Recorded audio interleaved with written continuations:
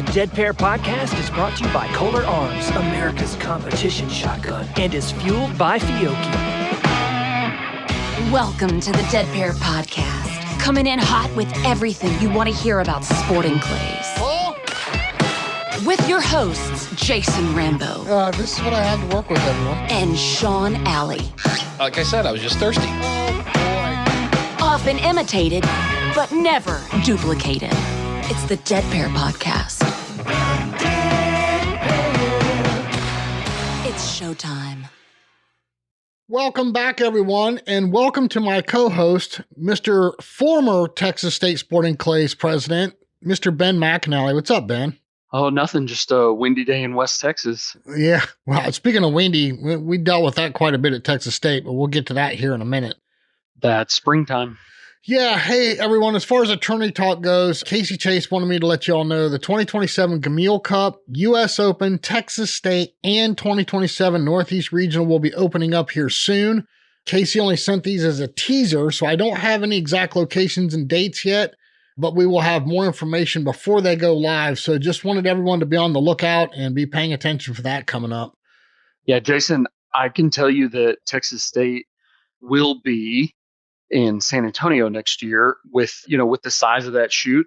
We alternate between a couple of our largest clubs and San Antonio on odd years. So 2027, San Antonio, see you there. So Ben, what's the deal, man? Are you back in the clay target world full time, or are you still chasing critters around at the same time? A little bit of both.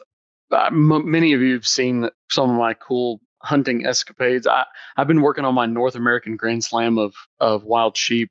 And so, yeah, one more to go. And I don't know if it's fortunate or unfortunate, but yeah, I got a phone call. I had this hunt set up for 2028 and I got a cancellation phone call. So yeah, so in August, while all of you people are shooting the US Open, I will be living in a tent, eating freeze-dried eating freeze-dried meals, glassing, looking for a Rocky Mountain bighorn outside of Grand Prairie, Alberta. So Nice. If that won't keep you on the straight and narrow when it comes to diet plans and exercise, Yeah. you don't. If let's just say you can't be built like a trap shooter if you're going to climb that mountain. Right. Yeah. I'll let that one go. I'll let Ricky and Joe Charna handle that one. Hey, so the Texas State shoot, which is what this episode's all about, kind of like a recap, and there's a lot to digest here. But like I said, you were the former president of the Texas State Sporting Clays Association. Can you talk a little bit about how it's grown and developed over the years? Because, I mean, yeah, look, it's easy to say Texas is such a huge state and shooting so prevalent down there, but no matter what, it still is the number one largest state championship in the United States. Sure. I'm not. Okay, I'll start with the numbers. There's a whole bunch of people who have heard this speech before, but, the numbers don't lie. Maybe 15 years ago when I got involved, I can really give credit to some folks like David Niederer, Desi Edmonds, Dwight Lumpkins, former board members like Travis Mears, Adam Blair. I just asked them, like, hey, what's good? What's bad? What do you like? What do you not like? And it kind of boiled down to look at the numbers, look at the participation. And so, when someone has something negative to say about a venue, well, we look at that venue. And if the attendance is higher than average, well, then maybe that's just the squeaky wheel getting the grease, right? Because if it was that bad, more and more folks wouldn't come, And so regardless of what your favorite side event might be or what have you, my buddies and I, we all love FETASC. And so we even shoot the sub-gauge FETASC, and we're not sub-gauge sporting guys, but we really like FETASC. So you look at the offerings and, you very quickly realize like, oh, more people attended at this venue. Why? Well, it's infrastructure and known quantity, or more people shot this event over that event. Well, then our feedback to the host club and future host clubs is, people vote with their feet.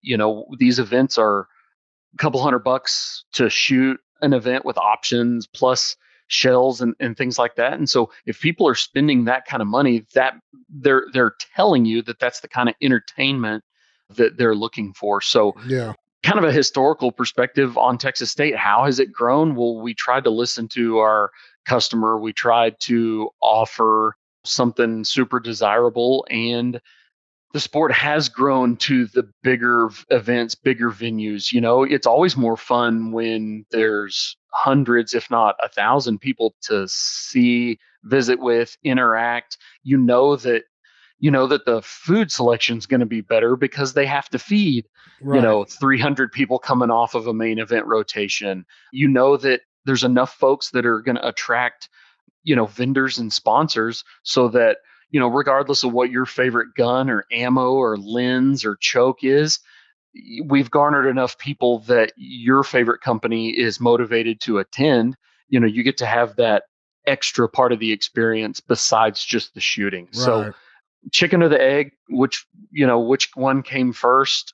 I think we built the kind of shoot that we would want to go to first, and then it's caught on like wildfire. Yeah. Same thing can be said for the regionals and the U.S. Opens. Well, I mean, full disclosure, this was my first time attending the Texas State shoot, and to be honest, I was there as much of a scout as I was a shooter. And what I mean by that, I'm still the vice president for the Ohio Sporting Clays Association, and I was kind of using the shoot to gauge, hey, are we doing it right? What are they doing better? It's in no way, shape, or form are we trying to like take over some number one spot. It's never going to happen. Texas is 4 times the size of Ohio. But what I'm getting at is we're trying to make our shoot as good as we can too. Much like you, we listen to our customers and try to gauge what was done right, what was done wrong, what can we do better, what can we improve on. And I learned a lot being at the Texas State, and I just had a board meeting last night, and I brought a lot of that information in. Guys, look, this is what they're doing right, and they're doing a good job of it.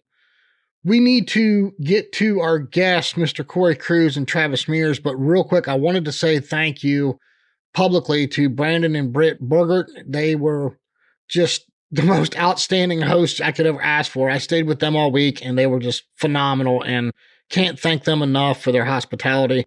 I also want to give a quick shout out to both Candy and Sheldon Lovelace. I mean, these are people that I've never met before. And when the rain came in on Saturday, they brought extra clothes for me that, hey, we knew you flew in and didn't know if you had enough. I mean, how cool is that the community does that? I guess I bring that up for 2 reasons. One, to say thank you sincerely to them, but also that's the type of community Sporting Clays is all about. And I think that's the difference between any other sport out there, really. Yes. So it meant a lot. It meant a lot. Yeah. But hey, listen, let's get to Cory Kruse and Travis Mears. A lot more I want to cover with you, Ben, on the backside. So everybody stick around after the interview. Ben and I'll be back to wrap the show up. But let's get those 2 rascals on the phone. The Dead Pair. All right, everyone. Mr. Travis Mears. What's up, Travis? How you doing, bud? I'm great, Jason. How are you? I'm doing fantastic. We also have Mr. Cory Kruse with us, and I'm sorry, Cory. I got to do it, man. I can't help it. This is too good not to.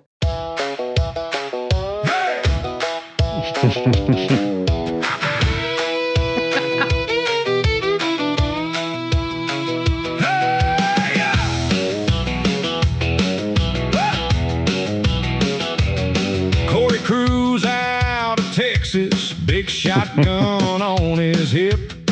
The belt buckle so huge, needs Starlink just to ship. Pulls up hungry to the drive-thru, gets that burger on repeat. Then he tips his hat and grins like trouble's on his feet. If you hear that truck roll by, better step aside. He's got a steady eye and a wild side. Cory Kruse, big shot gunner. Cory Kruse, Texas Thunder. Watch out, Buffalo, stay in line. Cory Kruse, don't miss no time. Cory Kruse, big shot gunner. Cory Kruse, Texas Thunder. Oh, Cory, big shot gunner. He's gonna land it clean and proper. I've not heard that. That's there, really funny. Pretty good. That was hilarious. That was sent to us in a private group text, and I forewarned Cory. I'm sorry, I'm bringing you in with that one. That was too good not to. Yeah, man, that's surprisingly entertaining to listen. So listen, this is going to be a lot of back and forth, and there's 4 of us here. This is a good round table. I guess I'll start with you, Travis. Texas State Shoot 2026, man, was unarguably will be the largest state shoot in the United States. That in and of itself had to make you proud being the host club, right? Yeah, for sure. You know, we were sandwiched between 2 major championships, and so we were able to kind of thrive with some folks that maybe wouldn't have made it otherwise. But, you know, the state of Texas just has a massive state shoot every year. And so with consistent growth, it's you got to be prepared for the masses when they get here. You know what I mean? Yeah. You know, and I don't want to dive too deep into this, but it was a little emotional for you there, you know, Saturday night when you were announcing the last big one for what is now the closing current location of Defender Outdoors. It had to be a little bittersweet for you though, right? I mean, like you're excited, you're moving on to a new club, but the closing of that Defender Outdoors where you've built so much there, right? It had to be a little bittersweet. No, for sure. And, you know, I choked up then and I, you know, probably choke up now. The reality is that, you know, when I started this 9 years ago, you know, I knew I could make it work, but I had to go prove it. Right. And so, matter of fact, Cory's on this call. He was here on day one and, you know, pushed me over in a weed eater and Cory got in the cab tractor, but we'll tell that story later. But, you know, just getting out and turning a raw ranch that hadn't been touched in 50 or more years into what it is now. I've got a lot of pride in this place. I treat it like it's my own.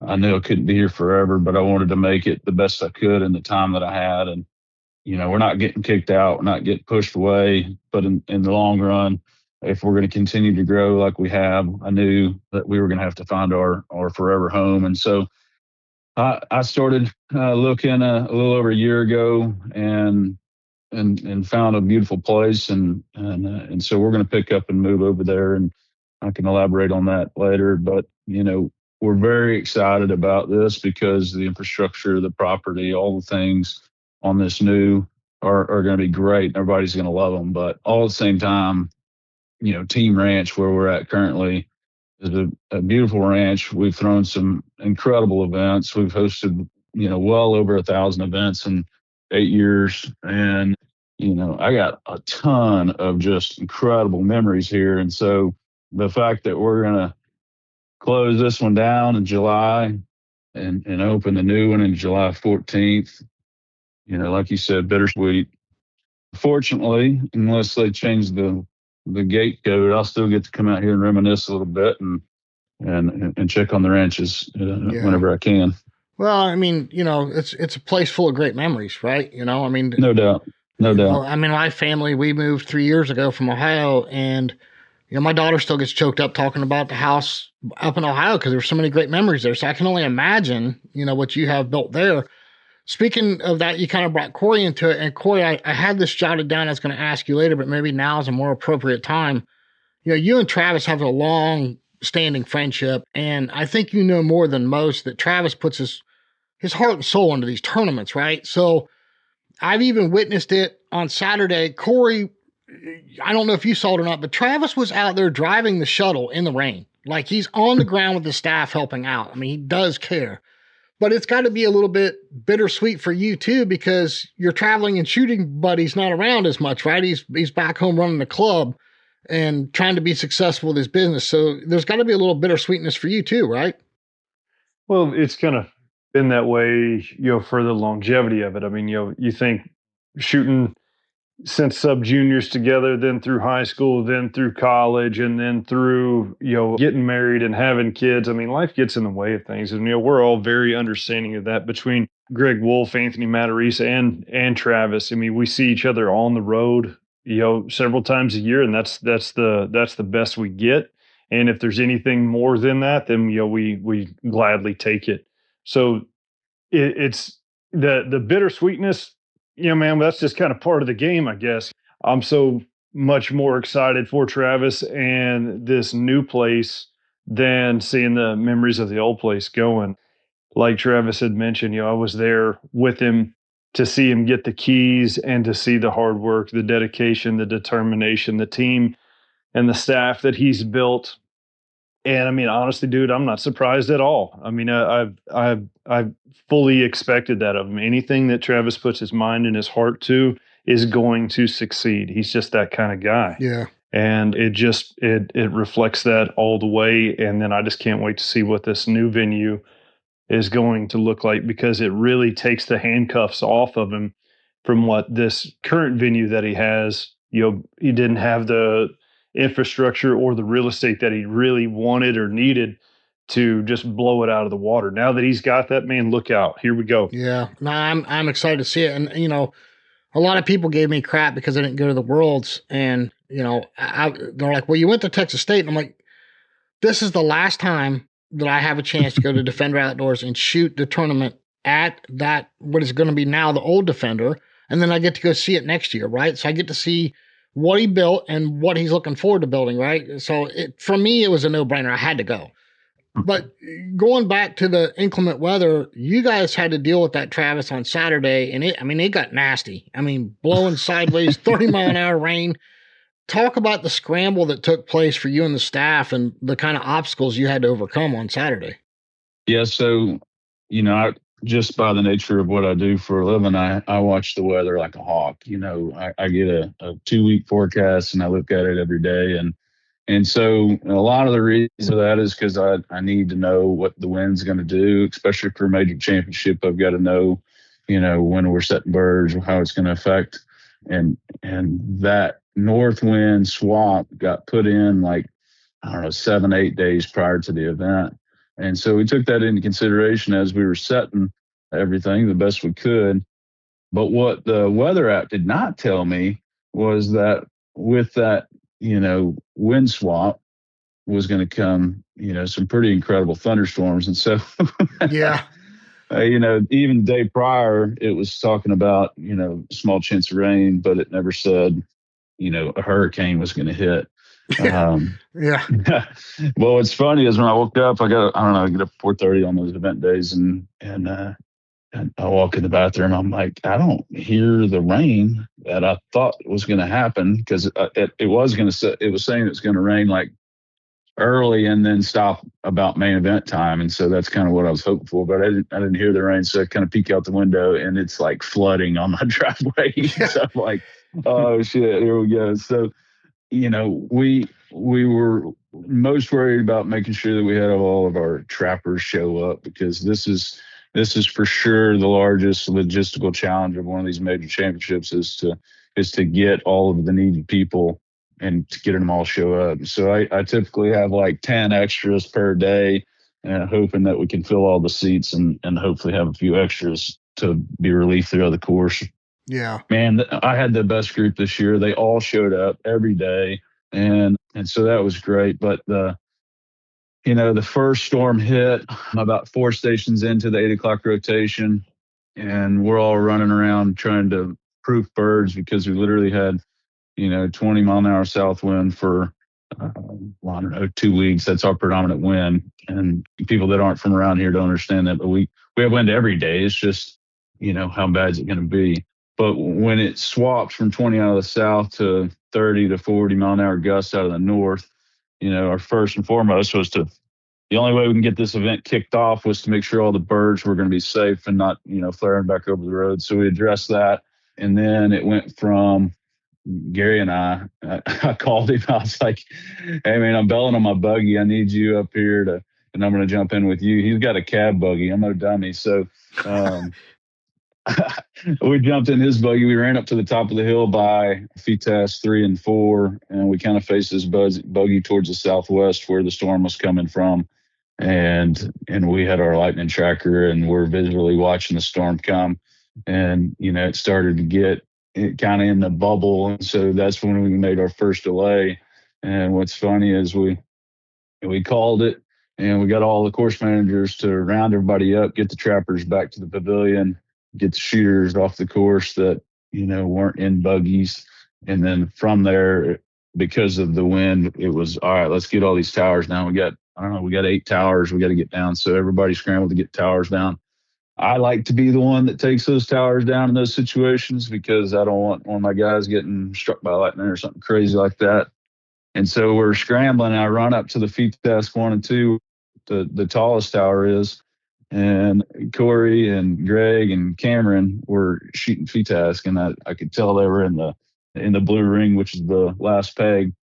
And I mean, the wind is like 40 and the lightning's popping and the rain is like, you can see. And I'm like, all right, they're trying to get their pairs in and they're shooting super fast. Like they're shells in and calling full before they get the gun shut. And this is the nastiest parkour and they're hitting them. And so I got my hand on the button to pull this tower down and those guys, their pairs in. And I don't know, like if it would have been perfect conditions, with the world championship title on the line, they would have missed 1 or 2 because that's how hard the birds were. But all of them hit all of the pairs. I was like, that was some of the most epic shooting I've seen. So I brought the tower down and I ran to the next one. And you know, we were hopeful that when that kind of wave went through, that was going to be it. But as you know, once we got our bed back on the course, we had another wave come through kind of right at the end of that first rotation. So ultimately, we had two 20 to 30 minute delays, which, you know, when you take into consideration getting everybody off the course and then getting them back onto the course, put us about an hour and 45 minutes delay, which by the end of the day, we were able to catch back up. But, you know, those are things that you try to prepare for, but you don't know what it's going to look like because every time it's different. Right. But foremost, everybody the equipment was tore. I didn't have campers bail on me. You know, I had that ROTC group that did the entire main event, and they're all in high school, and their instructor is a shooter, and he manages them and trains them and does a really good job. But when I got on the school bus the night before with them and told them good job and thanks, I told them, I said, tomorrow we're going to have a wind switch, and up on this hill it's going to be cold and it might be rainy, so dress accordingly. Well, morning of, I get on the bus to welcome them, and I'm looking around, and they're in T-shirts and sweatshirts and no rain gear, and I'm thinking, oh my God, know, they're gonna quit, they're gonna leave, they're gonna freeze to death, you know, we're gonna have a problem. But every one of those kids stuck it out. Every one of them finished their job, and from what I've heard, they've done a dang good job. And so, you know, with all that going on, I think we handled it well, and you know, outside of, you know, your trailer parking getting muddy and tore up, I mean, that's the least of our worries. So yeah, for sure. The safety of everyone's most important, and you know, right. I will tell you, I've been at shoots. We all were at nationals. What was it, 2-3 years ago with lightning delays? And through all the lightning delays that you had, I was impressed how quick everything got running back again with no backups after it, you know, started over. So hats off to the staff for that one, man. That was incredible.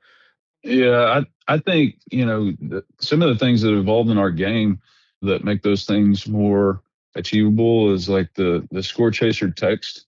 You know, if you came to the shoot, you're probably tired of my text, but I use the heck out of that because I think it's a great tool to communicate to everybody. And that was one of those situations where it paid off in getting people back where they needed to be at the right time and into safety when they needed to be and all that. Yeah, no, that was extremely helpful. So Jason, Jason, I've got a thought that's probably more for you and Cory. We've all been to shoots where the big memory and the big takeaway is the weather or the conditions or the flood. And for me personally, that's not the case for this one. In fact, listening to Travis tell the story again, I was like, oh yeah, I was standing out there in the middle of it. But I've completely forgotten about all that. And I think that's a testament to some of the preparation. That's a testament to the way he's got the courses laid out. Like, we were never standing knee deep or waist deep in water. Sure, was there some water running down the side of the hill, or was a cart path muddy because, you know, everyone has a monster truck for a golf cart nowadays. But yeah, I'm not going to remember this as an inclement weather shoot. It just, I don't know. It just happened. It came and it went. And I think that's because an ounce of prevention is more than a pound of cure. Well, I'll let Cory comment congrats, first. Travis. Yeah, no kidding. Yeah, thank you. I'll let Cory comment first, but I have a direct comment for that, man. Go ahead. No, you're completely right, Ben. I mean, I don't remember the shoot as a bad weather shoot. I do remember, I guess I will have those memories of the little bit of the mud fest. That's always kind of fun, kind of annoying, but whenever you see the parking lot and everyone spinning their tires trying to get out, now being an adult and not absolutely destroying my buddy's parking lot. Yeah, I know you years thought and about years it. ago, Travis and me would both be out there cutting donuts and tearing up that field. But now it's just too much crap to deal with. I think up. Pete Malloy has a funny saying for that. Go on. Yeah, he does, and many others. And so anyway, I don't remember it as an inclement weather. The staff did a great job at saving the day. You let the front pass through. They did a great job with the target design to where I never really felt like I kind of got screwed over on those big incomers. A pair that was supposed to come in but didn't. Well, everybody that shot that pair had the same presentation. It was adjusted according for the wind shift and whatnot. So, I mean, dude, Travis always hits home runs. He's paying so much attention to every little detail of it, and he got thrown some curveballs with the weather, but still he hit him over the fence. So, as I fully expected. So that's the way I remember it. I can tell you right now, I don't know what it is. I don't know if it's 30 years in excavating. I don't know if it's because I'm involved with shoots now or just my level of attention or whatever, but I don't remember the rain as much as the impression that was left on me from the staff and how they compensated for it and overcame it. And Travis, I'm not kissing your butt because I think you know well enough by now. If I got something to tease you or pick on you on, I'm going to do it. Yeah. But I'm telling you right now, I was thoroughly impressed. And that's the impression that was left on me, not the 40-mile-an-hour sideways wind. It was how the staff overcame it. And I was thoroughly impressed. I really was. So that's the memory I have of that weather. Thank all you guys. Each major championship comes with its own challenges, and we're prepared for this one. So I'm glad it all worked out and everybody was safe, and that we were able to get back on track. It just it prepares you for what could come on the next one. I think that's the way I look at it. Well, I did have one quick question about that real quick, and then we'll get off this weather thing. With the weather playing somewhat of a role for this shoot, was there anything that you looked at as like, hey, I need to do this different at the new Defender Outdoors? Was there anything you learned from that? I know you've dealt with weather before, right? And I know you've put on plenty of tournaments where you've had this happen, but was there anything this particular shoot was like, hey, you know what? I'm going to do that different at the new Defender Outdoors?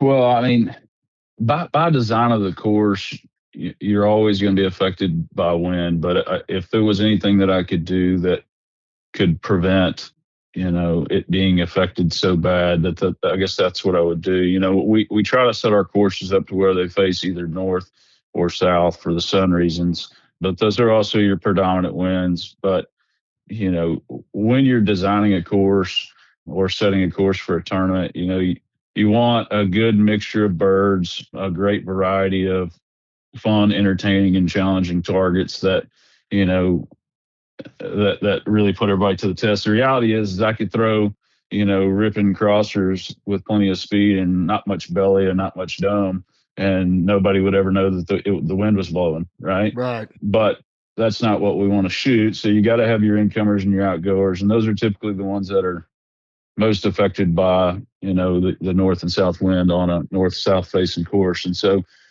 this new place is really cool. I mean, I'll be out there this afternoon, but the clubhouse and the event pavilion are up on top of the hill overlooking the entire property. But the shooting courses are going to be down in this bottom.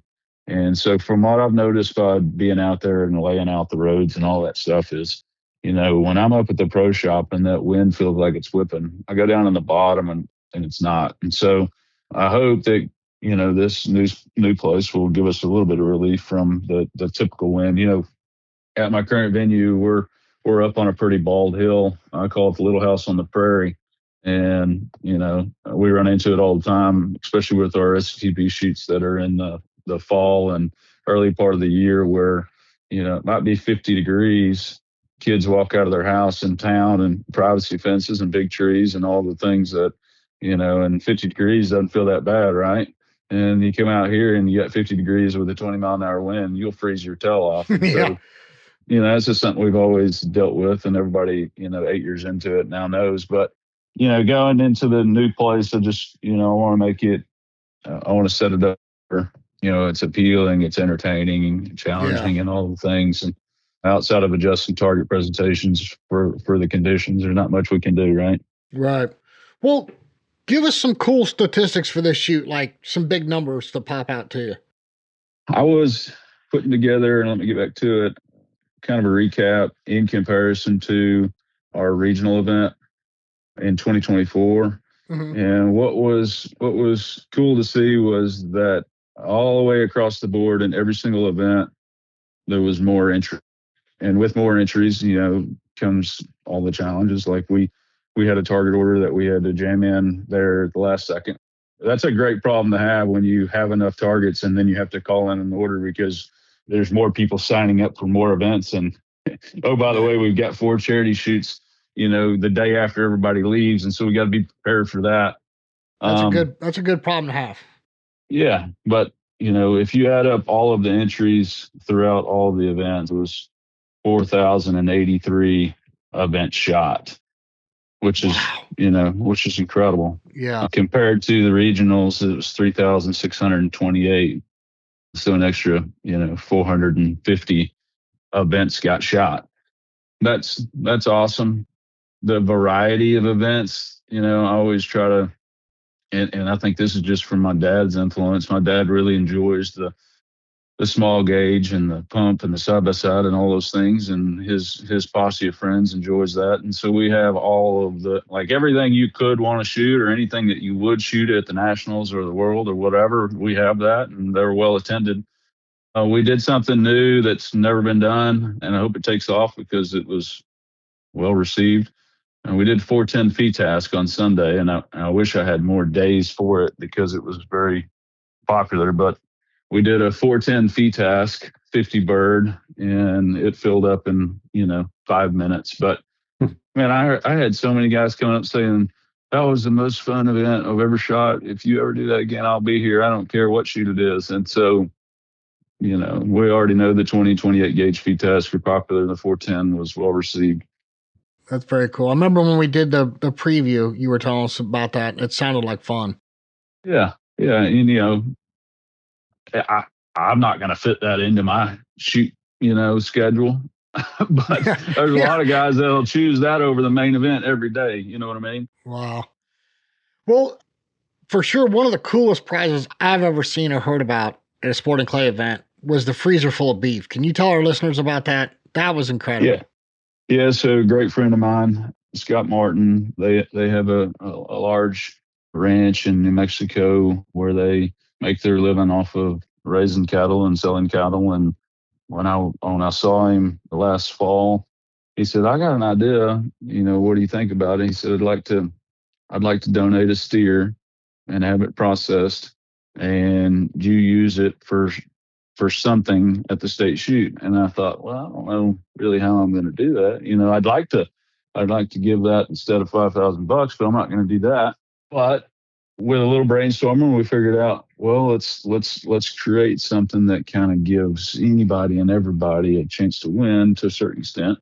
And so we took the main event, the FTASC, the prelim, and the 5-stand, which I would consider kind of the 4 major events for the state championship, and add that together and call it the Ironman. And so we had the Ironman event with the total of those 4, which was open to resident, non-resident, and the winner would get this steer. And so Scott and Denise and Katie, they brought down, and Allie, they brought down the steer processed. And if you've ever been fortunate enough to have some of their beef, like, it'll knock your socks off. When I go spend some time with them in the fall, they always start the week off with a big old T-bone, and it's like, holy cow! Like if a bougie restaurant in Fort Worth could get their hands on this, that they wouldn't believe it.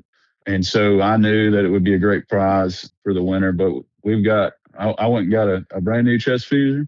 We filled that thing all the way to the top. You had to sit on it to close it, and plugged it up, put it on a pallet, and that was the Ironman Award. And so Gavin ended up winning that, which, funny enough, Gavin is on an all beef meat diet. And so, it couldn't have gone to anybody better. So, yeah, Tim was here, and we got the forklift, put it under the pallet, put it on the trailer, and on he went for at least a year's worth of beef, some of the best beef you'll ever have. That's awesome. Well, I guess next time we run into Gavin, we're going to have to hit him up for a ribeye dinner. That's right. So, all right, admitted fault of mine. I didn't go live when you did your trick shooting show. Total brain fart on my end. I should have went live on Facebook with it, because that was so cool. I've never seen that before, and anybody that hasn't seen it needs to go check this out. Travis, is that a routine that you do every time, or do you change it up for every one of your shows? Jason, I've been doing trick shows for my 22nd season, and I do anywhere from 30, 35 all over the country. And it's something I'm really passionate about doing. It's something that there's very few people in the entire world that do. There's really only 2 or 3 of us in the States that still do it, and there's a couple of Italians. But yeah, the routine in the early days was trying to create a routine that holds the attention of the crowd, but also, is challenging and shows the art of trick shooting. And over the years, that has evolved into a routine that's pretty fine-tuned.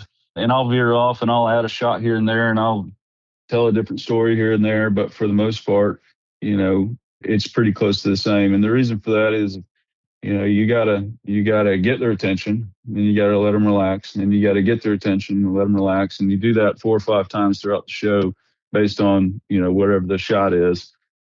And it turns into an entertaining a show, because at the end of the day, the trick shooting is really not the most important part of it. The most important part of it is the showmanship. And so I try to, bring in people out of the crowd and adjust my volume and excitement throughout the routine, and have crazy shots and then some fairly easy. And when people come up to me after a show and have questions or comments, it's so funny that, if I was the guy walking up to the table, I would be like, dude, when you shot that from the hip, that was incredible. But the reality is most people are wowed by me hitting a watermelon that's the size of a basketball, or shooting a balloon at 100 yards, both of which take zero skill but are very cool, right? Yeah. And so over the years, I've learned that sometimes the things that I think are cool are not that cool to the person watching. And so, evolved my show to try to captivate them throughout the entirety. Well, it was definitely a lot of fun. I thought it was cool for sure. Yeah, thank you.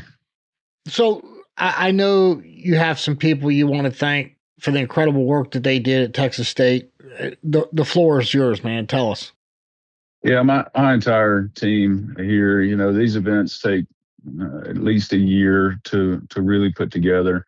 And then those last 3 weeks prior is just a grind. I was doing payroll yesterday and looking at the amount of hours that just my everyday team was working. It's just unbelievable that they'll put that much effort and passion into trying to pull this thing off, 90-hour weeks and multiple weeks in a row, which is crazy.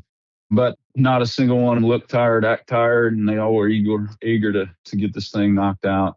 Gary Madigan's my right hand outside, and he's always 2 steps ahead when it comes to making sure that the guys outside are ready and the equipment outside's ready. And Jessica and Hannah, the 2 event coordinators that helped me do so much of the preparation and marketing. And I don't know if you got our program, but I think it's the best program I've ever seen. But they worked hand in hand with that for months in advance to pull together all the details. And things we do on the backside that take a lot of effort is making sure that all of our sponsors are taken care of, and we give them gifts, and we hand deliver and talk to them, and getting all those people up prior, it's incredible the amount that they helped me.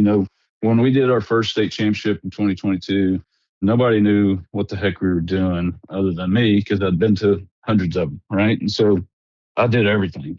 And in 24, I did 85%. This year, Jessica and Hannah and Gary and the rest of the team, I mean, it felt like it was a 50-50. Like I was, still the brainchild, but they were like taking projects from me. And it was hard for me to say, okay, yeah, you handle the program, or you communicate with the, sponsors, or, you organize the RV list. It was hard for me to let some of that go, but at the end of the day, they all knocked it out of the park. And it was really cool to see how much everybody had learned over the years and been able to implement it. But yeah, when it comes to things, so just the team that executed it is my daily crew did an incredible job. And then, like I said earlier, one of the toughest logistical things of hosting one of these major events is bringing in the extra 130 and 40 people to trap and to fill machines and to pick up trash and to serve the food and all those things. And all those people just showing up every day. I got to give them huge thanks for being such a major part of the event. Yeah, well, I can tell you, anybody can steer the ship when the seas are calm.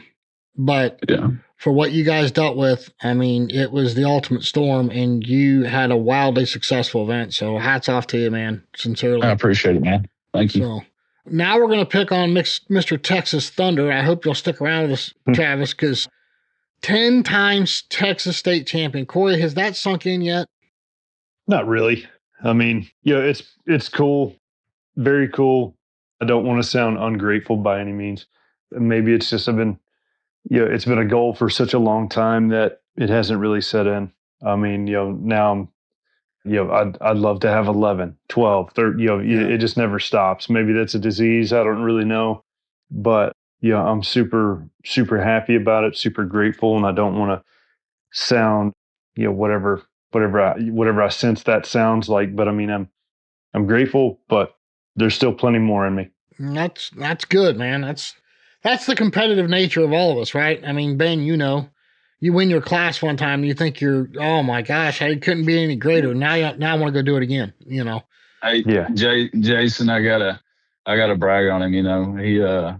He won in 2022 here and won again here in 6. But right after I gave him his award, which was, by the way, the largest belt buckle ever made. I think he's got a couple of them now. But my daughter came up. She knows Cory, been around Cory her entire life. And she came up. She goes, Dad, did I hear you all right that was his 10th state championship? I said, yeah. And Lakin goes, Dad, why'd you let him beat you 10 times? Oh, that's awesome. She goes, Dad, have you won that? I was like, no, I've never won the main event. She goes, why'd you let him beat you 10 times? Oh my gosh, that is awesome. Well, speaking of that belt buckle, I was going to ask Cory how many ratchet straps and suspenders it takes to hold that satellite dish up. My goodness, that thing is huge. Man. I need to go in the closet there and pull out some of my old actual belts that would have the integrity to hold that sucker up, and I'm gonna put it on. I'm gonna text you a picture, and I'm gonna fabricate a little wire coming out of there so I can get some Wi-Fi on that sucker, because I know that thing will pick up a Starlink signal. I guarantee it. Well, skinny as you are, it's probably gonna be wider than you. I mean, the thing's huge. That's right. I mean, I can use it like a Captain America shield too, man. I don't know. It sounds like Travis is coming after you next year. Maybe he'll get a bigger one. Well, I'm going to have to, or my daughter's going to disown me. Oh my goodness. Cory, okay, listen. Bad and good, right? I know you struggled a little bit on a side event, but having Catherine there with you had to make it not only a little bit more special, but maybe a little bit of mental help. Like, did she smack you back in line a little bit for the main, or what? Talk to Ben's dying laughing over here. Well, I mean, having a good woman is an absolute gift, and whether it's to smack me back in line or just help me keep my head screwed on straight, it's always a gift. And she's been by my side for going on, well, I guess we're coming up on our 14th anniversary, 15 plus years. We've known each other our entire lives. So it's really, really been a gift. And yeah, it's always special having her there with me. Yeah. Because sometimes I can get a little, my wheelhouse. She'll phone check me right back into where I need to be, or I might get down in the dumps and she'll lift me right back up where I need to be. So she's always just there to provide that right, imperfect balance to everything. You know what I mean? Yeah. Well, what created that question is I watched you shoot one of the layouts of Five Stand, and I saw you just kind of like looked up in the sky, like, did I really do that? And you just kind of sat there for a minute, and I thought, but obviously you pulled it back in the main, right? So I thought, well, Catherine's probably in the buggy slapping the crap out of him, telling him to get his head out of his rear and shoot right. So that's simple as that. As a huge I'm going to start riding with you, Cory, so she can smack me around. Yeah, if you don't know what a hot shot is, it's like an electric cattle prod. And whenever you get out of line, Catherine will get that hot shot after you and light your hiney, for misbehavior or bad attitude, whatever you need, she'll fix you right up. Okay, so that's what I was actually about to say. I'm glad you brought up the bad attitude. Catherine is so cool, and just hanging out, and I don't know, there's a dozen of us that we either squad or squad adjacent pretty often. She doesn't say a lot about sporting clay shooting, but she does say a lot about life, and she says a lot about attitude and about keeping like your focus on a lot of things. And so like, yeah, all of the capital punishment disciplinary jokes aside, like that's a sharp lady that knows a lot about life. And when I go months, in the off season without seeing you guys, the first questions are never about shooting, sometimes about hunting, but it's always about life. And so like, to everybody out there that's got a +1 on the sporting clays course, like, I don't know, maybe just be a good person and let the sporting clays happen. Don't be white knuckling targets or fussing with, equipment. That's the best part about sporting clays. Get out there and smile and send it and have the great attitude. Because if I was going to talk about my friend, 10-time sporting clays state champion, that's what it is. Yeah. We shot together and I've watched him win titles, and we've shot together, and I have maybe been close to his score, which you can read between the lines on that. And it's always smiling about life. And so that's the big takeaway that all of you aspiring shooters need to think about, or kind of reground yourself. The best ones aren't white knuckling the competition per se. They're out there genuinely trying to be the best people. Yeah, that's well said, man. Yeah, I'll just add to that a little bit. The 10-time whatever, if your identity's wrapped up in 10-time, nerd champion of the month, who cares, man? It's 10, it's a really cool thing. And yes, there's a lot of accomplishment in that, but don't let your whole freaking identity get wrapped up in winning a skeet shoot, man. You got a lot of good friends, you got a lot of good memories that you made. And yes, it is nice, and it's good to have goals and accomplish those goals, but don't get so wrapped up in the identity of what you've won, what you've lost. Who cares? It's a good recipe. Ben knows, he's heard me sulk about, having a bad attitude, and Travis has too.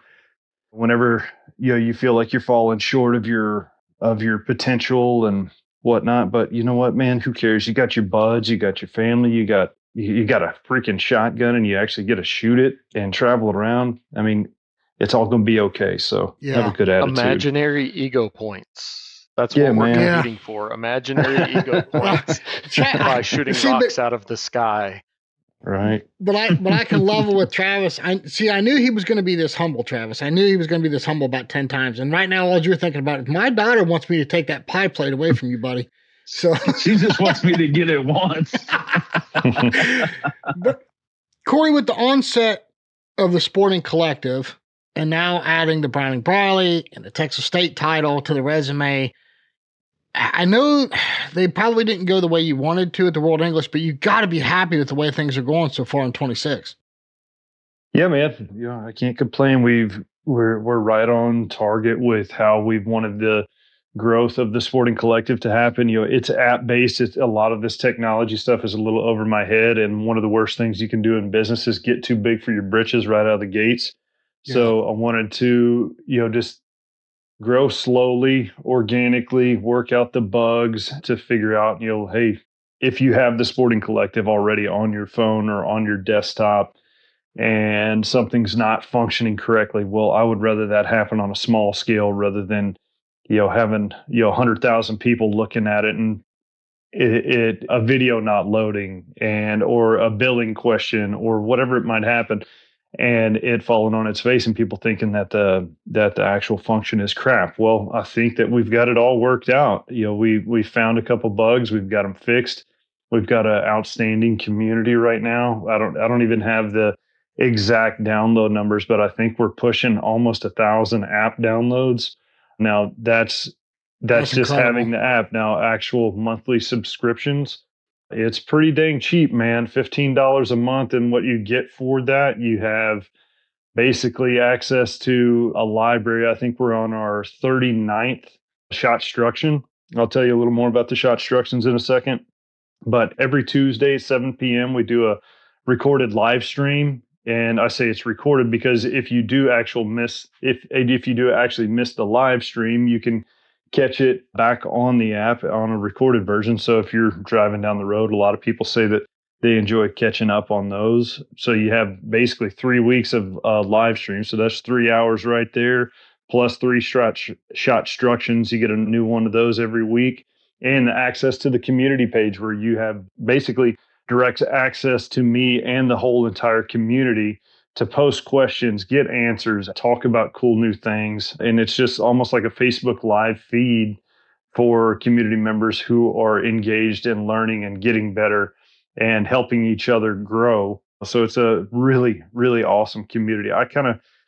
I wasn't so on board with the whole community page whenever Catherine and I were talking about building this sort of thing. But man, I'm glad I listened to her, because that community page is one of the most special things on there. And you have direct messaging also. Like if someone wants to get on there and have some, anonymity or whatever you say, have a question anonymously, where they can reach out and ask something. My goal with the Sporting Collective is to have an easy access point for beginner shooters all the way to masterclass shooters. Also to be a tool for current instructors, whether you're an NSCA level 1 instructor or if you're just some guy at a local range that's got extra time and wants to help people out, use this as a tool. You've got so much visual learning on here where you can watch the shot instructions. So if you haven't already seen one on YouTube or on the app, basically, if you remember John Madden breaking down a football play on Monday Night Football, where he could slow motion play the video forward and backward, but he could draw on the screen and circle, this is where this running back's going to go make this block, or this is the route that the receiver's going to run, and you can see the defense and the offense, blah, blah, blah. You could actually see it. I'm a very visual learner. Yeah. I've been looking for something like this for many, many, many years. I guess you're looking almost 20 years ago. Catherine's dad, Ed Origi, put together some videos, Champion Video Productions, and did that alongside Dan Carlisle, did one with Will Fennell, did one with Anthony Matarese, did one with Cyril Adams. So I've been thinking about this for a long, long time, and it's fun to actually kind of get it's all coming full circle, and to where you can access it from your desktop, from your phone, and get some good learning in there from a visual aspect. And I'm trying hard to be articulate in the live streams and whatnot. We're operating on a low budget, and we want to build it up. We've got a lot of really cool long-term goals to maybe one day have it outside of just clay shooting, and that's why we called it the Collective, Sporting Collective, because we want it to be more than just shooting clays. We want to have basically everything and be your one-stop shop for getting advice from professionals who have been there, done that, can tell you how to do it, and can help the industry grow for that beginner that's just getting his feet wet, and get him hooked on it and know all the good things that come with the shooting industry, from a charity shoot level to a corporate event level to the NSCA to the NSSF to the world scale, traveling around, cool clubs, cool people, and just keep growing the sport, and especially all the kids groups. Any Texas State, or any out of state 4-H SCTP group out there that's not using it, I feel like you're probably missing out a little bit, because it's just some online curriculum that could help keep your team organized. Knowing the importance of skeet and trap and fundamentals, foundational principles between having a good gun fit that reflects a good point of impact, and all the foundational tools that make you consistent, so that you can continually get better and get better and get better, and not, I'm having a problem with these crossers or these dropping shots. We don't really have a problem with crossers or dropping shots. You don't know how to match the speed, or your gun's not shooting where you expect it to, or something simple like that. So let's just look at the basics and get you on a good, solid growth scale, and understanding these certain principles, and everything's going to auto compute for you further and further downstream. It's one of the biggest mistakes I've seen. I've been giving lessons for, conservatively 20 years now, and it's pretty much the same recipe all the time. Get that gun shooting where you're looking, learn how to look at the bird, learn how to match the speed of the bird, and things will continually grow and grow and grow and grow. So, Cory, I can go ahead. Well, Cory, I got a question. Yourself and a couple of our other friends who have done some digital stuff. I appreciate everybody's thoughts, knowledge, context. I subscribe to all of them just because I want to see a rising tide lift all ships and support my friends. So, for somebody else who might know what another academy or production or DVD series or interviews looks like, is there anything beyond the whole, like, I think you used the John Madden analogy. Is there anything special that you're doing that might be slightly different and appeal to like a different crowd? Or is there like a favorite, like an aha lesson that you would kind of float out there for listeners to kind of tease what you're doing and what makes it just a little bit different than maybe a project somebody else has? I could answer that a bunch of different ways, but I think generally speaking, if you want to, something that you could do is, I do have a lot of free content available on the app and the public community page. And one of the big aha things that I would really like most people that are interested in getting better to notice is that I'm not necessarily selling one method. I don't really care which method or technique that you prefer. I actually say this a lot in private lessons. So it's like, you got 5 cardinal methods. You got swing through, pull away, move, mount, shoot, maintain, and collapsing. And ask them which one's the best. And they'll think that it's a kind of a biased question because I shoot kind of like a Dan Carlisle pull away sort of thing, even though it's kind of a hybrid. And, they think it's a loaded question. Well, it's really not. You could not win a debate saying that one method is better than the other, because there's multiple world championship titles, tied into each different cardinal method. So therefore, they're all great, right? And so what I'm really doing is unpacking all the similarities, and it's just basically on how one can look and learn to see what the speed of the target's actually doing and how to drive the barrel according to that. Whether it's a point faster than the target speed or a point slower than the target speed. And then the rest of the method is just kind of defined by the pre-positioning of the barrel. If you're way out ahead of it, let it collapse in. If you're close to it, then crawl away from it. And I've got a video up on YouTube, about, which is the best method, or the 5 cardinal methods. I kind of forget what it's actually titled, but I think what we're doing that's different than everybody else is just having it to where you can, pull it up from your phone. I don't even own a DVD player anymore. Everything's streaming right now. And sometimes it's better to be able to download it and watch it, but pretty much anywhere you have cell service or internet, you can watch our content. And one of these days we'll get it to where it is downloadable, for different stuff. But we're just not there quite yet on the having it all able to be downloaded. Cory, yeah, man. I think a lot of long-term, Dead Pair podcast listeners will remember, like, hey, it was in the early years, it was shooting fish in a barrel, right? Like, we just got Jason got all the best guests that you could, all of the championship winners, and a lot of them are coaches. And so, as the popularity and the accessibility of all of our favorite personalities and champions and coaches, kind of grow, I think it's really interesting how each has their own kind of nuance, and you can see it come out in how they try to, I'll call it, spread the good word, right? Like how they try to reach audiences. It's so interesting. We talked so much several years ago about the mental game, and then it turned into coaching, and then it turned into methods. And then I feel like the more you peel back the onion, the more you see how it's all of the things all of the time, right? Like we talked about your family and your support group. We talked about using every method to win anything, anytime, any place.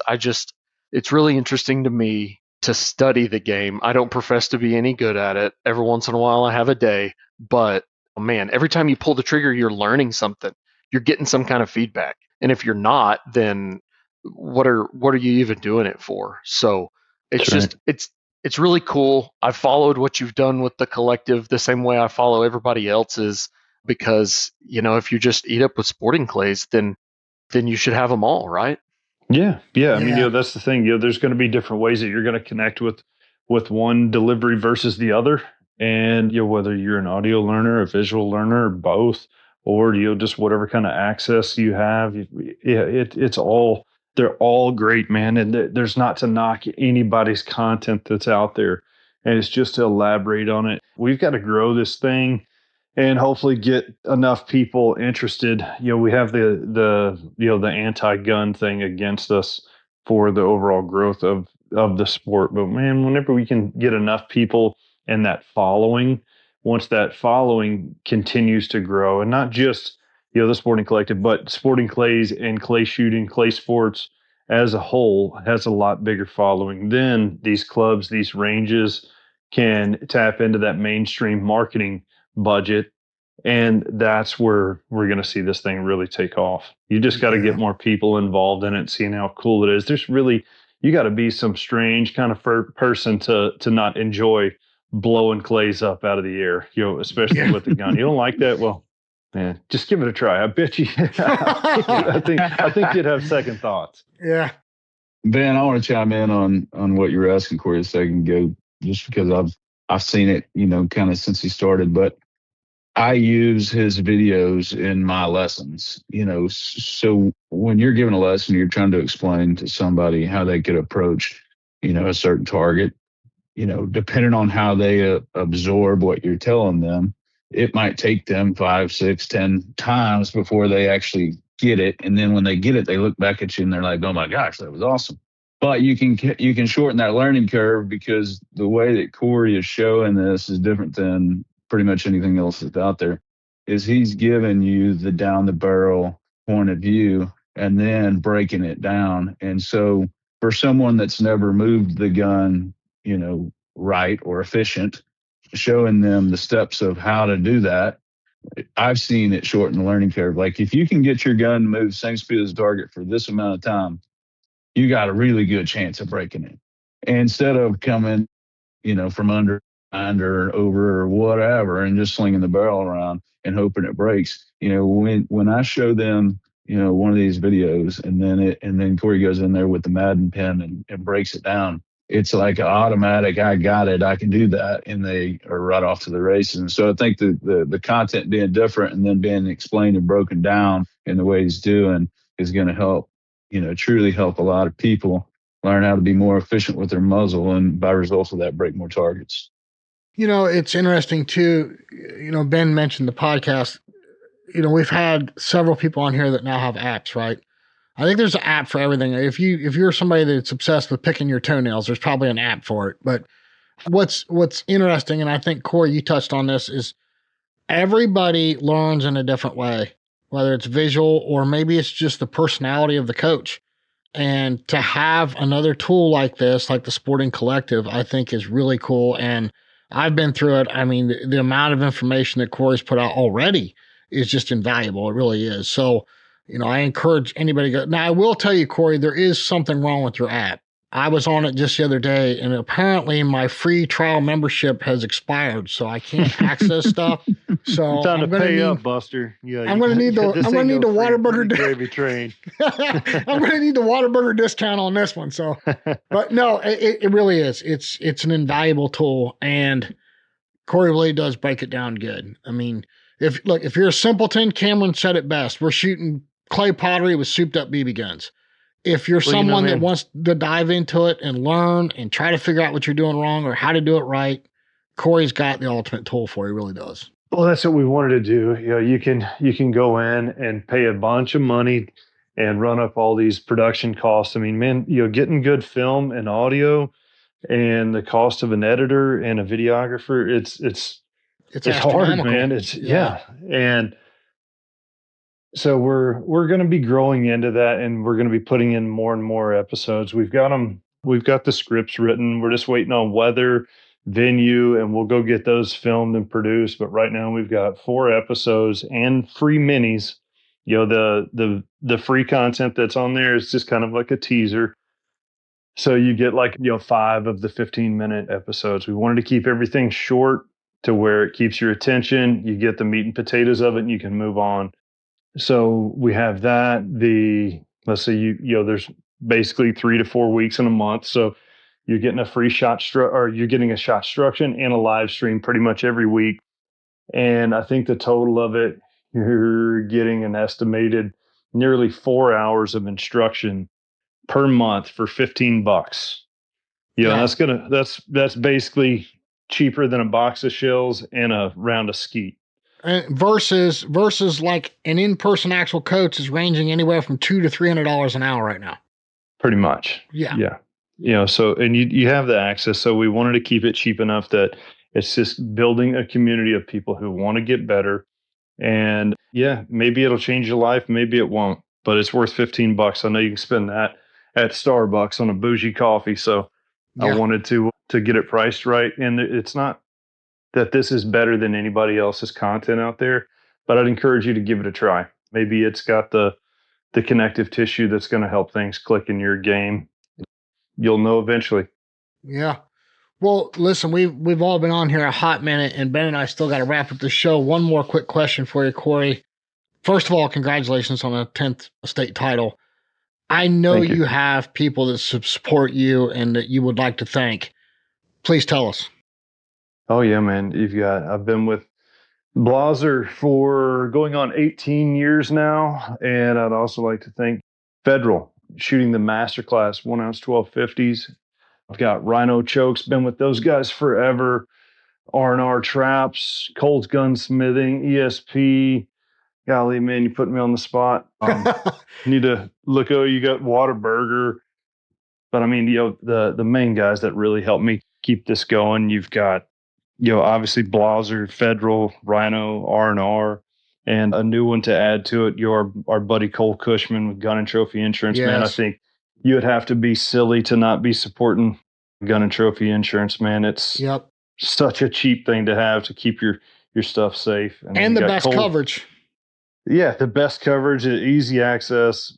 And then obviously Cole Gunsmithing, Sporting Collective, Long Range, LaPorte, ESP, my lovely wife, family, all my friends, all that stuff, man. It's not a corny saying, it's an absolute truth.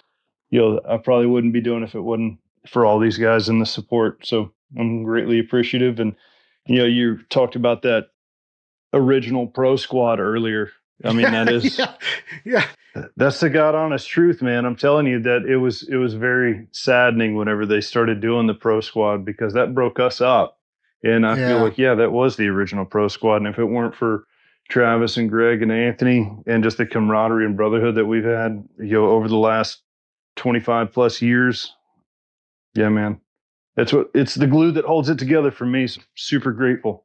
Yeah, just so everybody knows what Cory's talking about, there was a picture that was floating around on social media. It had a picture of Cory, Anthony, Travis, and Greg, and it said the original pro squad. And I just thought that was such a cool picture too, because if you start digging back in the record books, that was the pro squad. the records they don't lie, right? Yeah, and not to take away anything from any of those guys, but I've heard all four of them say that there were wins that came out of the, 2 or 3 stations left to go on the main, on a good score, and the support and the camaraderie of those buddies. And so, I know for a fact that there are wins that came out of the friendship in that picture, and we should all try to replicate that, right? Like, don't get in somebody else's squad. Go build your own pro squad. Go build your own solid group of dudes that have your back when you're winning, and you have their back when they're winning, because leaving the place better than you found it is what this is all about. I don't know, Ben. I'd use caution throwing that out there. We've seen your squad. I think it's more trouble than help. But no. Yes, and I am the mayor of degenerates, but that's not the point. What I always say is we're all pushing each other and trying to help each other. And if you get first or second in our squad, you most likely got first or second in the event or tournament. And so it'll keep you motivated and pushed. And it's funny, like if I'm not shooting my full potential, and end up on the 3rd or 4th position in our squad, it's usually not that bad in a tournament. Yeah. I'm still top 10. I'm just 4th place on this squad. Well, Travis and Cory, thank you both very much. Appreciate you both spending some time with us. Congratulations to both of you. I mean, Travis, you pulled off just an amazing shoot. Cory, 10th title. I mean, both of you got to be happy, and we really appreciate you spending a few minutes with us. Thanks for having us all, man. Thank you. The Dead Pair. Ben McAnally, what do you think, buddy? Look, you were there. You shot that event. I think Travis just did an outstanding job. I really do, and I'm not kissing his butt. I give credit where it's due, and I think he did a great job. Yeah, 10 out of 10. Obviously biased as a Texas resident and somebody who hangs out in that part of the world. When somebody asks where I live, I usually don't go down that rabbit hole. I just say, outside of Fort Worth, right? So yeah. Defender Clay Sports Ranch feels like home club to me. And, mine and Travis's friendship, not nearly as long as Cory, but goes back over a decade. So yeah, just he knocked it out of the park. And the cool thing about new Defender, we're going to call it new Defender for at least 18 months, right? Right. The cool thing about new Defender is he has an upcoming regional on the books, and, he's done so well and has created such a high profile, high desire place to shoot that, he doesn't know this yet, but he's going to have many more Texas state championships to come. You don't get to be that good at it and have that much of an amazing venue and amazing staff, and the board doesn't vote to go back there. So, right. Buckle up. Yeah. Well, I mean, look, obviously he's earned his place, right? I mean, earned it. Yeah, exactly. Earned his place. Yeah. Well, and listen, one thing we didn't mention, and I got to give credit to where credit's due. Brandon Powell did win the overall for the Texas State, but Cory won in-state champion. Not too far off of him. I think it was by 4 birds, maybe 5. I can't remember now. Yes. So Brandon really wicked it up. I mean, that was, to put up the score that he did was very impressive. And, Cory was right there, but the way you guys do it there in Texas is you award a high overall and an in-state champion, right? Yeah. Well said. Well, and a lot of states do that because of, in-state and out-of-state. And how their trophy or how their Hall of Fame or something like that is set up. But yeah, Brandon finished on a 187, Gavin on a 183, and Cory at a 182, and that rounded out your podium. So no slouch there. That is a stacked podium. Yeah, and listen, got an episode coming up just real quick. I want to congratulate Braxton Oliver on winning the 2026 World English Sporting. What a feat. And just real quick on that, I was watching the scores. Like I said, I wasn't there, unfortunately, but I was watching the scores from home, and I was told by some people that were there were some top shooters that were happy being 5 or 6 targets down, and then Braxton goes out and straights the daggone thing. And then the next day, he backs it up by only dropping 1 target, and I'm like, holy cow, this thing's done. Give the man his trophy. And then he had some struggles going into the last day, which again, we're got a podcast coming up with Braxton. I'm anxious to dive into that and figure out, hey, did you just slip and fall, or was it more of like a mental thing, or what happened? So we'll get into that. Sure. No, if I'm not mistaken, those gents ended on the yellow course, which kudos to Neil Chadwick and the NSC staff. They mixed it up enough that it didn't feel like just another event at the National Shooting Complex, right? But the yellow course was where the yellow course always was. Those were big targets. It was so fun. I was there. I was in the stadium, and there were a ton of people cheering for Braxton Oliver, and there were a ton of people cheering for Miss Karen Miles, who just lit it up. And there is no more. I mean, I feel like she erased that several years ago, saying like, well, the ladies are a different tier. Yeah, not when you've got her in the super final, just stone cold. And there were a bunch of people that were like, man, I love all those dudes down there, but if Karen whips all their tails, then this place is going to erupt. So. Ben, you listen to the show regularly. I've been about this for the last 3-4 years now. It's like these girls are coming, and when they do, it's on. Well, I think she just proved it right there. I mean, I know she didn't win, but she was right there with the men putting it on them. So yeah. But congratulations, Oliver, stone cold killer. Karen Miles, boy howdy, like there is no second tier. There is no nothing like that lady. Aside from being the cooler, smarter, and more fun to talk to of the Miles clan, that lady's gonna HOA something real fast. Yeah, it's coming. It's not if, it's when. So, but no, sorry, Gab. So one other thing, kind of the behind the scenes, you and I getting in and out of the conversation with Cory. A cool thing came up. A lot of pros stay a day after and maybe coach on some major targets. And so you actually asked Cory off air, and I thought it was a great thought. The Sporting Collective, Cory has a real life. He's got those, he's got the multiple hats, multiple jobs, and, Father of the Year, Family of the Year, constant nominee, right? Yes. So instead of staying late and coaching all day, he actually dropped that, hey, if we see some cool targets, I'll stay over on a Monday morning and put some of those on the Sporting Collective. Yeah. So that's super cool, because those of us that rush back to real life or rush back to a job, we don't ever get to do that Monday coaching session stuff. And so download the Sporting Collective. A rising tide lifts all ships. Download all the content, subscribe to everything that your life and your budget lets you subscribe to. But I love all the content creators, and the collective is a legit tool. Absolutely. I love it. Absolutely. No, like I said, there's invaluable information on there. I don't care what level shooter you are. There is some really great information that Cory's put out. We asked both Cory and Travis the people they want to thank, and I would be remiss if I didn't thank some people that support this show and bring you great guests like Ben and Cory and Travis. Kolar Arms, they're our title shotgun sponsor. I cannot thank the Mainland family enough. They have done so much for this podcast, and I really appreciate their support and their help. American-made shotgun, Ben McAnally. Again, Fiocchi USA. Absolutely love it. I've never had a failure, knock on wood. I know things can happen, but I've never had a failure out of my white rhinos or my little rhinos. Absolutely love the shells, love their performance. Ranger, my new hyper shots, I tell you what, Ben, I didn't get to spend much time with you at Texas State, but I had people constantly walking up wanting to see those new hyper shots, and they are awesome. I absolutely love them. I did put some on. They are light. They are comfortable. Yes. If you've been on the fence. And the way you can change the lenses those are worth out. checking out. Yeah, the way you can change the lenses out so quick too, right? It's really cool. Yes. Atlas Traps, we just talked about the World English. They are now a presence there. They half the course was set by Atlas.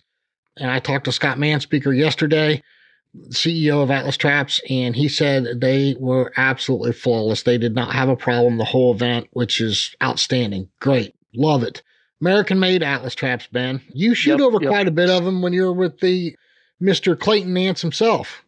Yes. No, one of my just tier one best friends and super all-around guy is on their pro staff. And so Clayton has a bunch behind his house. A couple other buddies do. And so, yeah, we throw a lot of birds on Atlas traps.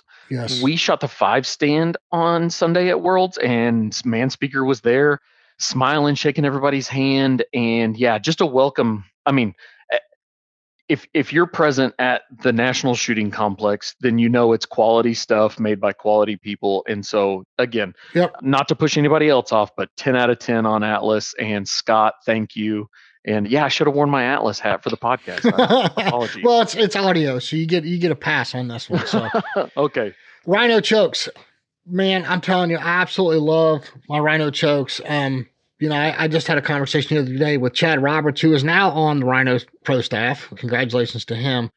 And he was just going on and on about it. He goes, you've been telling me for years, and I was with another company, and I was happy with where I was at until I tried the Rhinos. And he goes, everything I keep trying is just better and better. He goes, it's incredible how well they work. And of course, the Rhino porting, right? Thank you to Rhino Chokes for their support.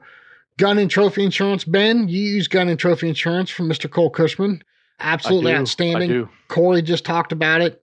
Unbelievable rates, and the coverage is the best in the industry. Taconic Distilleries. When the tournament's over, it's time for one more shot with Taconic. And I'm telling you what, Ben, have you tried any of the Taconic Distilleries yet?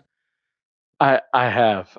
Thank you, Blaze Whitehead. Yes. Great stuff. That's right. Blaze shoots for them. I keep forgetting that. Sorry, Blaze. Score Chaser. If you're in this country and you're signing up for a tournament, you're doing it through Score Chaser. Cannot thank Casey Chase and all the gals over there at Score Chaser. Really appreciate them. Long Range, Mr. Neil Chadwick. If you were at the Worlds, you know how great the long range stuff works. All of the electronics were from Long Range. Midway USA Foundation, got some exciting stuff coming up with them. We're going to be doing a Pro-Am right in front of the Dead Pair Blast in December at Rocky Creek. Lots of information coming on that, so keep your ears peeled. I don't want to announce too much yet until everything's finalized. Auto Pro Technologies, the lovely Dr. Grace Sturdivant. Caught up with her at Texas State. We did some little video stuff to show some of her products. Be looking for that on our YouTube channel here soon. El Jefe Energy. Thank you very much to Mr. Ryan Marsh of El Jefe. We've got a little interview coming up with him. He's going to talk about why his drinks are different and why you need to give them a try. Bear Pelt. Ben, how many Bear Pelt vests are you up to now? Like 487 or something? I mean, you've got like a whole walk-in closet of Bear Pelts. Well, no, yeah, I built a large metal building to house them all. No, believe it or not, there are a few that have been retired, and a couple of them that were pretty special to me, back when I was a state president, and I shadow boxed one. I mean, cheesy as all get out, but Bear Pelt vest, right? Like, what do they say? It's your uniform. Hell, in my entryway, it's my home and office decor. So what are you going to do? Right? Like, thank you to the entire Roden family. Yes. And they keep you looking sharp, and they let you express yourself, and they make us look a lot better than we might actually be. Yes, for sure. Slick Products. If you like your buggy looking clean but hate washing it like I do, get over and check out the products from Slick Products. There's a link down here in the show description. You can go to the website, click on the banner, or when you go to Slick Products, go to slickproducts.com/deadpair. You're going to save 10% off your order. I'm telling you what, it simplifies the washing process and keeps your stuff looking great. And finally, J-Tech. We just mentioned Score Chaser a minute ago. This is the constructor of Score Chaser, is now currently building a new website for the Dead Pair podcast, and I cannot wait for everybody to see it. Lots of cool stuff on there. Lots of ways that you can interact with the podcast. We're going to have a ton more information, a lot of backdrop on a lot of the sponsors and stuff. So really cool stuff coming. And you're going to have a way to sign up and get notified when new content's coming out, and early access to content. Not subscription. I'm not going to charge anybody. That's not the point. But you can at least sign up and get notified when stuff's available. Ben, this has been an awesome show. It's been a long show. Man, I appreciate you co-hosting this. I really do. You're always an asset to this podcast, and we really love having you on. Well, thanks, man. Yeah, I'm an avid clay shooter, and I always joke that I'm a better collector of shotguns than I am pointer of shotguns. But we all go to these tournaments for the same reason. We really enjoy it. We're driven to compete. but the people, right? I mean, That's you what and makes I the would have difference. never connected if That's it wasn't right. for Sporting Clays, nor Travis, nor Cory, nor anybody else. And so, like, you know, cheesy, uplifting outro, you know, if you haven't been to a major, go to a major. It's the people. It's the reason you're there. If you do go to all the majors, then, you know, good on you. Meet somebody new. Random squad on a side event. You'd be surprised the awesome people that you run into, and every once in a while you get impressed because you squad with somebody sweet like Sean Alley, or you leave and immediately shake your head because you had to shoot with Rambo or myself. So, you know, what are you gonna do? Right. What are you gonna do? Right. So, it's one way or the other. It's the community and it's the people, and the Dead Pair podcast and is part of the community and part of the people. So whether you think we're full of it or not, you're probably correct. But you know, come find us. And Jason, thank you.